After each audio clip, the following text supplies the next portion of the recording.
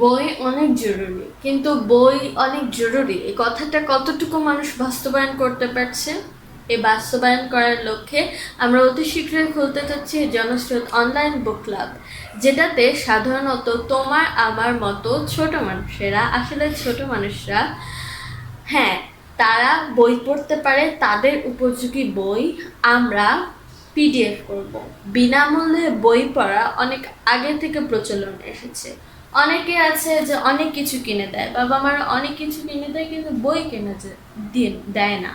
খেলনা কিনে দিচ্ছে, পড়াশোনার সামগ্রী কিনে দিচ্ছে, কিন্তু বই কি দোষ করলো?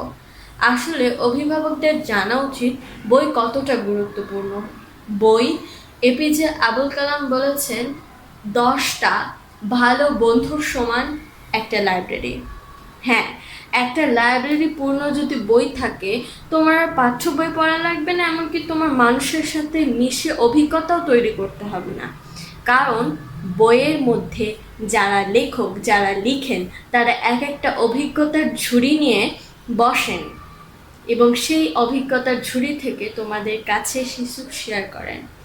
যেই কারণে সাধারণত বই পড়া আমি এত জরুরি মনে করছি। জনস্রোত বুক ক্লাব এই সুবিধাটা দেয়, আমরা অতি শীঘ্রই খুলে ফেলবো, তোমরা শীঘ্রই জয়েন হয়ে যাবে। আমরা এর মধ্যে একটা ফ্লায়ার রেডি করে ফেলবো।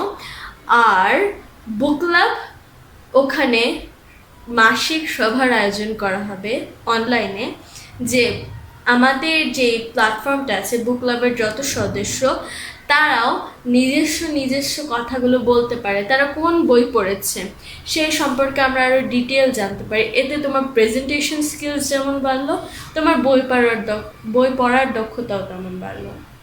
আর যে পর্যন্তই, সবাই জয়েন হয়ে যাও। আল্লাহ হাফেজ।